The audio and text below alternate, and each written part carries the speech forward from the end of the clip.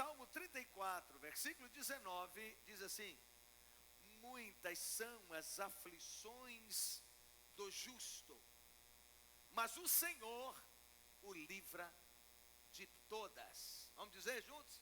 Eu falo, vocês repetem.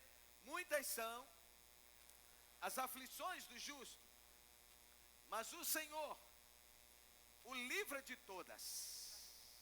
Dê um glória a Deus bem forte. Aleluia! O justo e as tribulações desta vida. Por que o justo sofre? Por que que aqueles que andam com Deus bebem nesta vida o cálice amargo da dor? Por que que o justo precisa cruzar desertos escaldantes, atravessar vales escuros e pisar caminhos cheios de espinhos? Por que que o justo enfrenta pobreza, enfermidade e privações, enquanto que muitos que blasfemam o nome do Senhor parecem viver uma vida folgada, com um corpo sadio, forte, cercado de riquezas e glórias humanas? Esse não é um problema simples nem fácil de responder. O sofrimento do justo é um dos temas mais complexos da Bíblia, e nós precisamos fazer algumas reflexões. O sofrimento do justo é uma realidade inevitável. O salmista Asaf, no Salmo 73, diz que ao ver a prosperidade do ímpio e sentir na carne a dor das provações, ele abriu seu coração para Deus e disse: com efeito, inutilmente conservei puro o coração e lavei as mãos na inocência, pois de contínuo sou afligido a cada manhã e castigado. Salmo 73, versículos 13 e 14. O mesmo Asaf ainda pergunta: até quando, ó Deus, o adversário nos afrontará? Salmo 74, 10.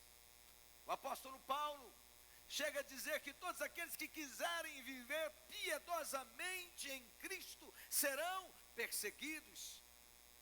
2 Timóteo 3, versículo 12. A vida cristã não é uma sala VIP, não é um playground, um parque de diversões, mas é uma arena de muitas lutas, um campo de muitas lágrimas, de combate cruel, sem descanso e sem pausas. O sofrimento do justo produz tensões. A grande pergunta que se levanta é: se Deus é bom, por que há tanto mal no mundo? Se Deus nos ama, por que sofremos? Se somos filhos de Deus, por que Ele não nos poupa da aflição? Se Jesus Cristo já levou sobre si os nossos pecados e as nossas dores, por que ainda padecemos enfermidades? Se nós somos filhos do Rei e herdeiros com Cristo, por que ainda enfrentamos privações financeiras? Não é simples conjugar o amor de Deus com o sofrimento do justo. Poderíamos compreender facilmente a razão dos homens maus colherem os frutos da sua semeadura maldita, mas como explicar o sofrimento daqueles que lavam as mãos na inocência e vivem com integridade de coração? Como explicar que Jó, sendo o melhor homem do seu tempo, sofreu os maiores golpes na sua saúde, na sua família e na sua vida financeira? Num dia só, perdeu todos os filhos, todos morreram numa tragédia, perdeu todos os bens, e logo a seguir foi tomado de enfermidades terríveis. Como entender que Paulo, o maior de todos os apóstolos, enfrentou prisões, cadeias, açoites, e passou o final de seus dias numa masmorra romana, antes de ir para a guilhotina para ser decapitado. Como entender que João Batista, o precursor do Messias, aquele que veio antes preparando o caminho para a chegada do Messias, o maior homem na terra segundo Jesus, antes de Jesus, como entender que João Batista foi humilhantemente decapitado por ordem de um rei bêbado? O sofrimento do justo ainda nos aflige. Ainda nos aflige ver um crente piedoso padecendo de uma enfermidade grave. Ainda nos aflige ver os servos de Deus privados do fruto da terra, enquanto ímpios amaldiçoam a Deus e se abastecem do melhor deste mundo. Nos aflige ver pessoas inocentes ter a vida ceifada num mundo tão cruel, com cenas tão difíceis como a que nós presenciamos nesse final de semana. Na Bíblia, encontramos a história de muitos homens e mulheres que serviram a Deus e experimentaram depressão, a perda da saúde, dos bens, passaram pelo vale da sombra e da morte, que significa dificuldades na vida. Salmo 23, versículo 4 diz: ainda que eu passe pelo vale da sombra da morte, não temerei mal algum. Então, ele está dizendo, ainda que eu passe por adversidades, por situações difíceis. E há uma grande diferença entre atravessarmos um vale e fazermos a nossa morada nesse vale. Existem situações que podemos atravessar e não criar raízes nelas, mas apenas passarmos por elas. Como cristãos, nós não estamos livres do vale, mas a palavra diz que não precisamos temer mal algum. Você pode dar um glória a Deus? Porque o Senhor está conosco. A palavra é firme quando ele diz: eis que estarei convosco todos os dias. Deus não nos prometeu que não passaríamos por lutas. Deus não nos prometeu que não sofreríamos nessa terra. Ministrava hoje um culto fúnebre, e na ocasião falava para a família e para os presentes que nós vivemos num mundo mau, consequência do pecado que entrou no mundo através de nossos primeiros pais, Adão e Eva.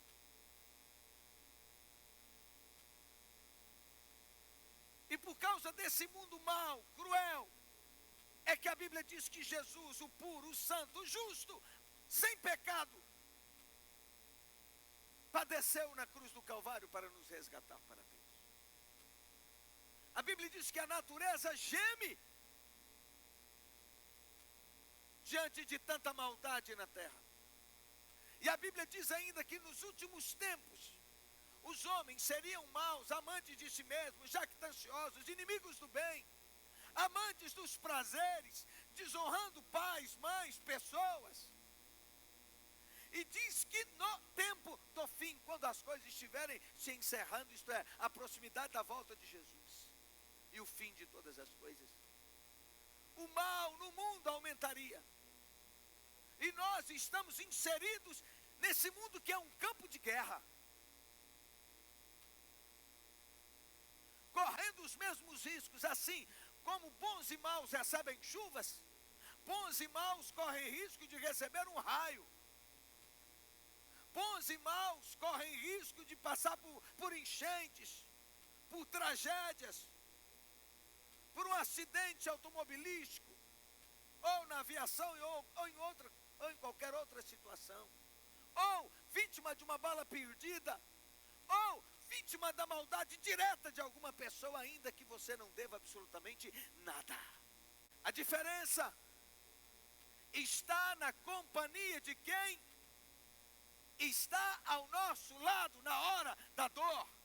Ele não prometeu que não passaríamos luta, mas Ele prometeu que entraria no vale conosco. É promessa de Deus que nos acolheria, que nos abraçaria, que nos ajudaria na hora da dor. A dor que eu e você enfrentamos, ou as dores, cada um enfrenta um tipo de luta, um tipo de guerra, um tipo de problema.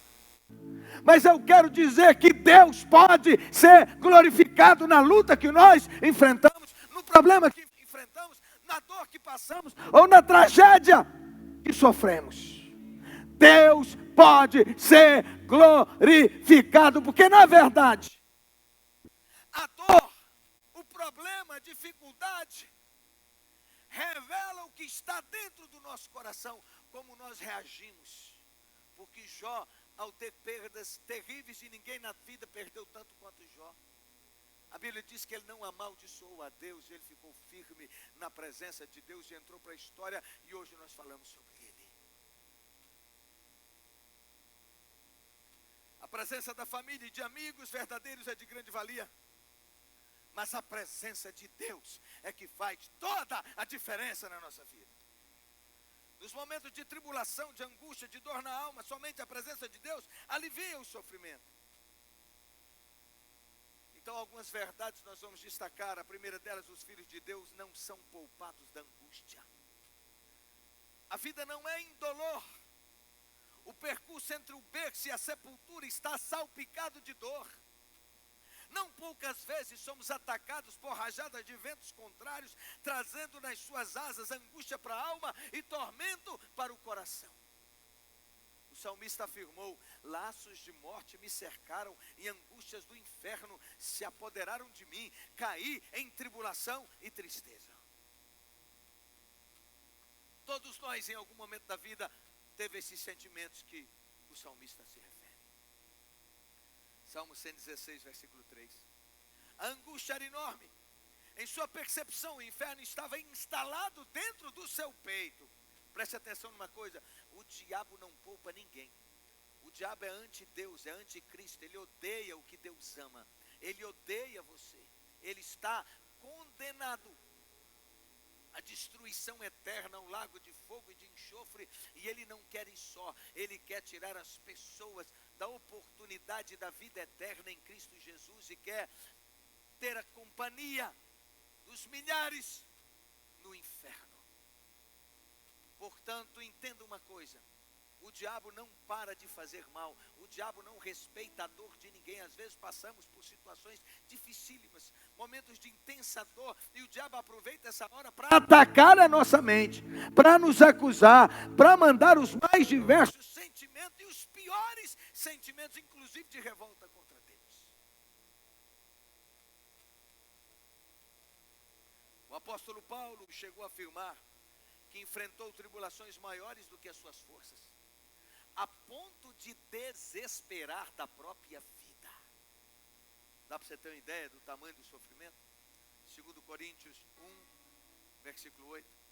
O próprio Jesus, o Filho de Deus, confessou aos seus mais próximos discípulos no Getsemane: a minha alma está profundamente triste até a morte. Mateus 26, 38.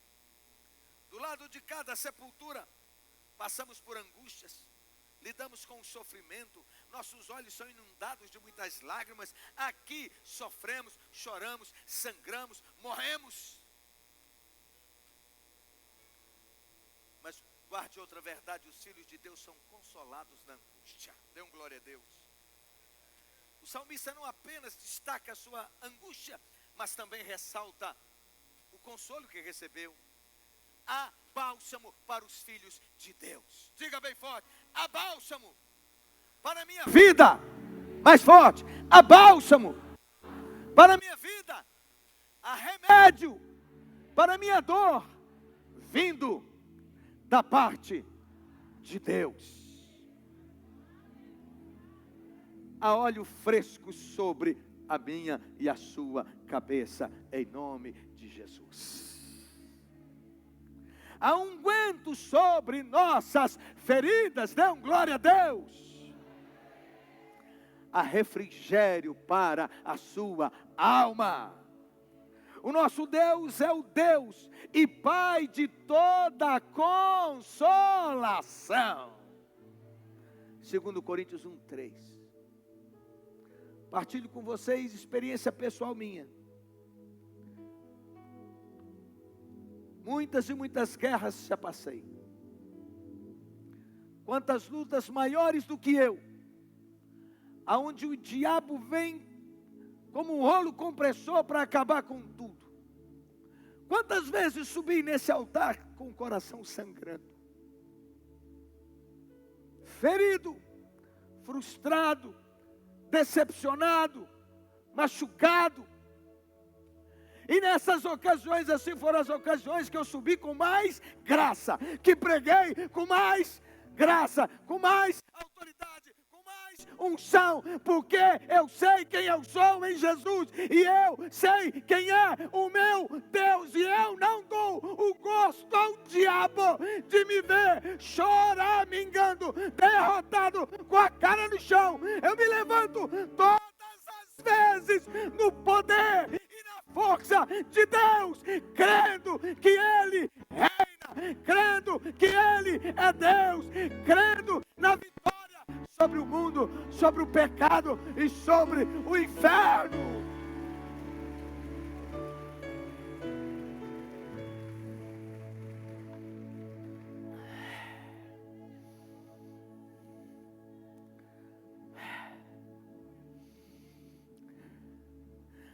Diga: Deus é o Pai da consolação. Então eu lhe digo, tem consolo para a sua vida. Tem consolo.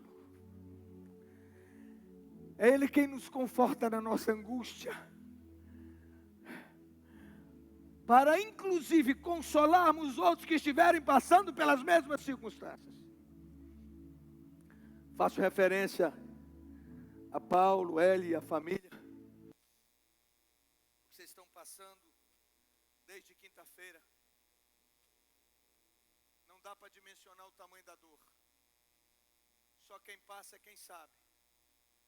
Todos nós sofremos juntos, mas ninguém consegue entender o tamanho da dor do coração de vocês. Mas vocês hoje podem entender também o tamanho da dor de outros pais que passam ou que passaram pelo que vocês hoje passam. E a dor de vocês hoje pode ser um testemunho amanhã para abençoar, abraçar a vida de outros e ser um testemunho de Deus na vida de outros que não tem o consolo e a graça que vocês hoje recebem. Digam comigo bem forte: em todas as coisas. Diga bem forte, pense nas lutas que você passa, seja emocional, física, saúde, família, o que for. Luta de tentação, de pecado, seja o que for, diga: em todas as coisas, eu sou mais do que vencedor em Cristo Jesus.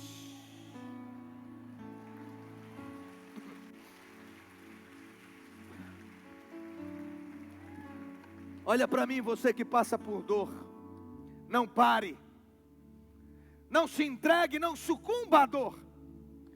Você que enfrenta tentações, lutas na alma, a luta contra o pecado, o diabo invadindo a sua mente, poluindo a sua mente com um mundo de coisas tortas e sujas e nojentas. Eu lhe digo, você não pode ter uma mente passiva.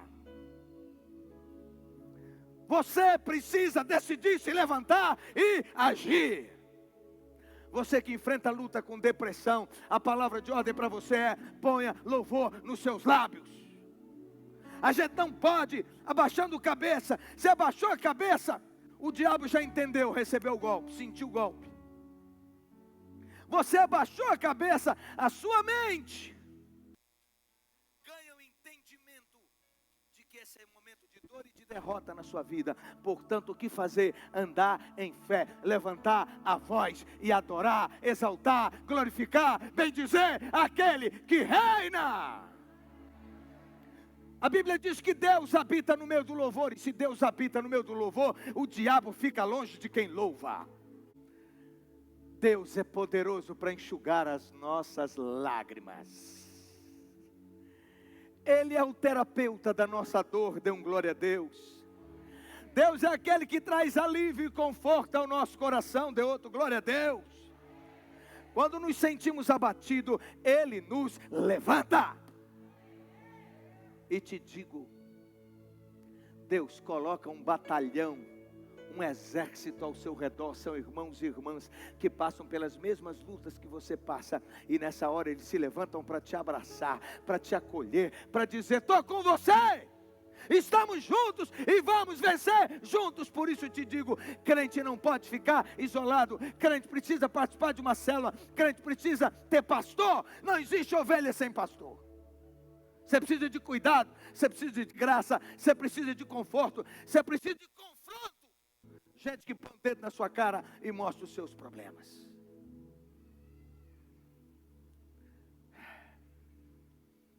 Quando nos sentimos abatidos, Deus nos levanta. Você pode glorificar a Deus? Quando nos sentimos fracos, Ele nos carrega no colo. Eu tenho ensinado a vocês há anos.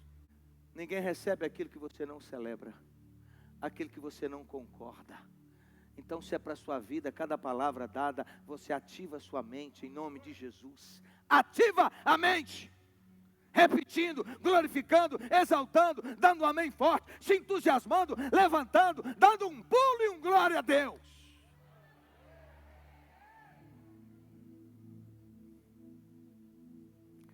Os filhos de Deus são consolados e vivificados pela palavra. Dá para dar um glória a Deus aí?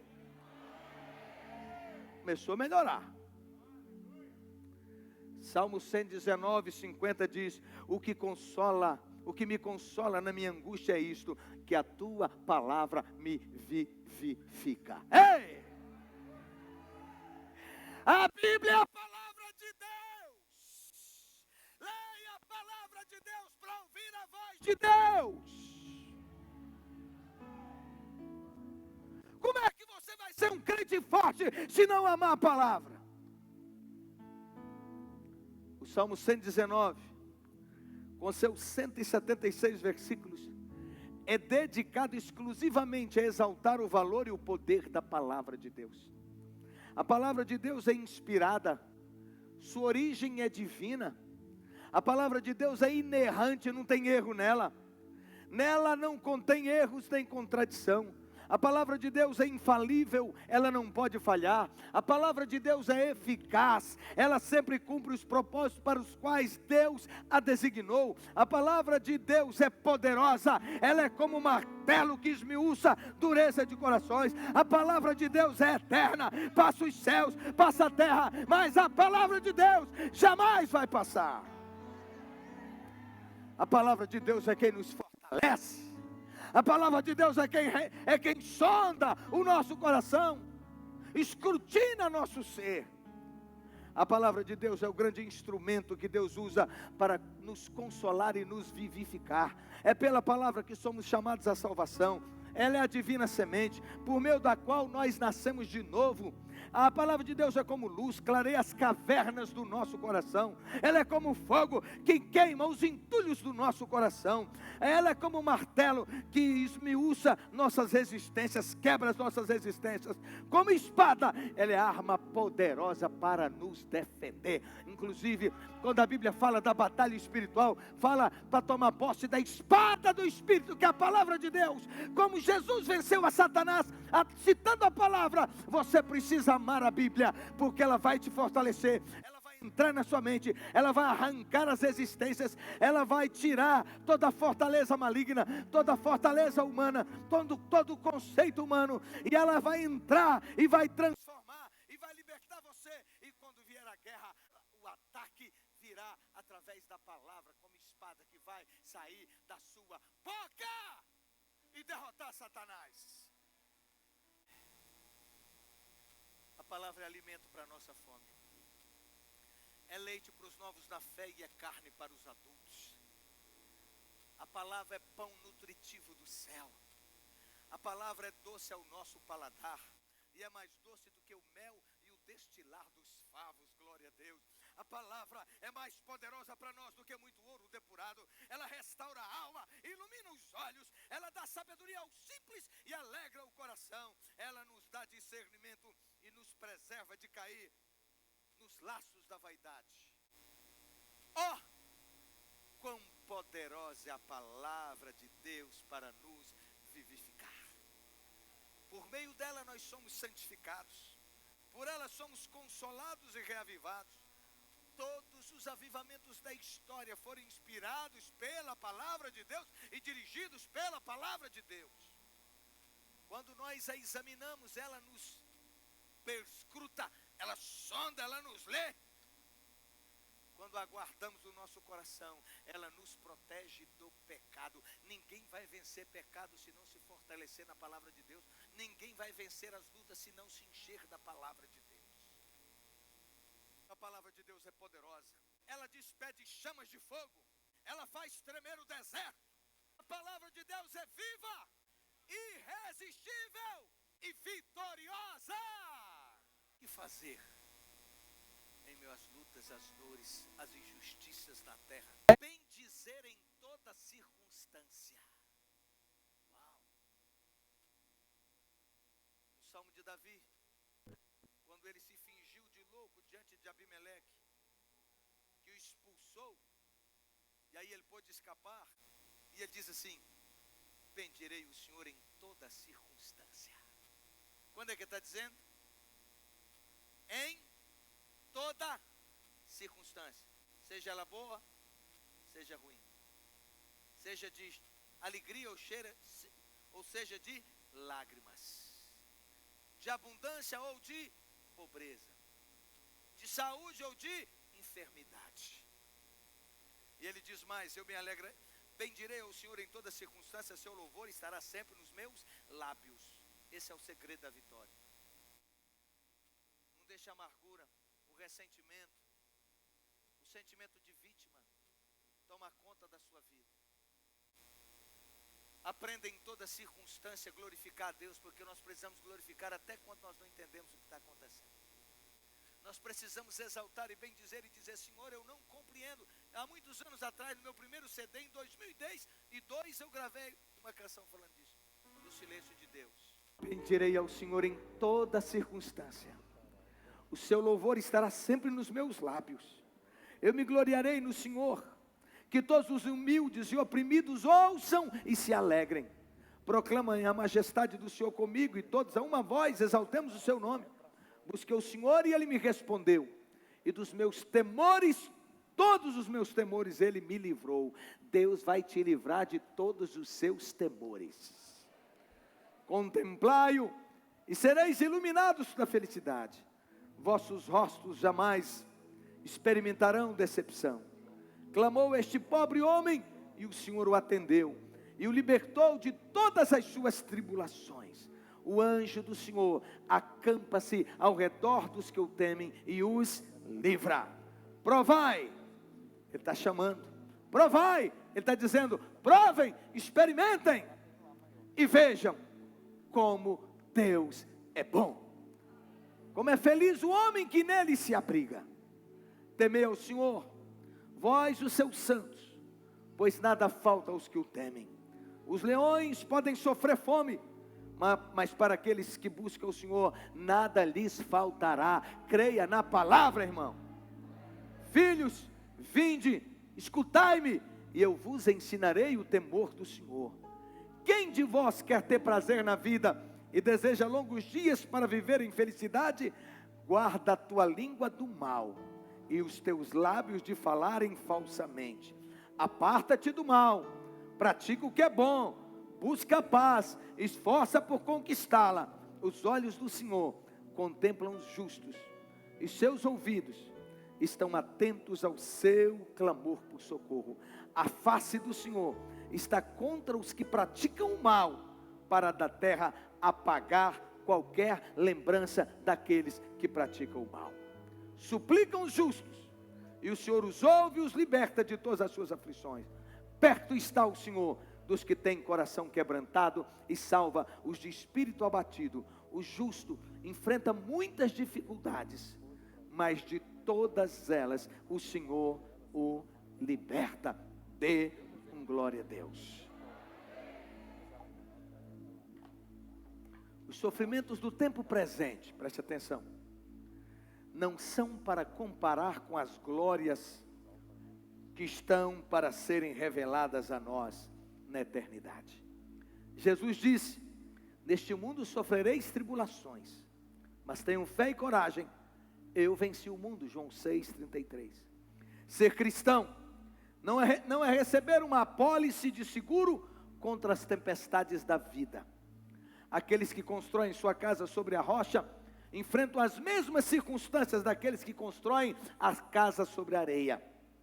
Sobre ambas as casas cai a mesma chuva no telhado, sopram os mesmos ventos na parede e batem os mesmos rios no alicerce. Mas a casa construída na areia desaba, e a que foi construída na rocha permanece de pé. Mas não temos apenas consolo e segurança no sofrimento aqui, temos também a promessa segura da bem-aventurança na vida que virá. Enquanto os ímpios acordarão para uma condenação inevitável e eterna, os salvos que sofrerem acordarão para uma eternidade de gozo inefável. Glória a Deus. O apóstolo Paulo diz: estou absolutamente convencido de que os nossos sofrimentos do presente não podem ser comparados com a glória que nos será revelada. Dê glória a Deus. Paulo ainda continua: pois as nossas aflições leves e passageiras estão produzindo para nós uma glória incomparável de valor eterno. Segunda carta de Paulo, aos Coríntios, capítulo 4, 17. A nossa recompensa não é aqui. Diga isso: a minha recompensa não é aqui. Caminhamos para a casa do Pai, para o paraíso, para a cidade santa, para Nova Jerusalém. Ouça: onde Deus enxugará dos nossos olhos toda lágrima, e onde com um corpo de glória reinaremos com Cristo pelos séculos dos séculos. Então o sofrimento do justo não será mais lembrado, pois as glórias do céu nos encherão de uma alegria tal que não haverá mais espaço para se pensar na dor. Glória a Deus.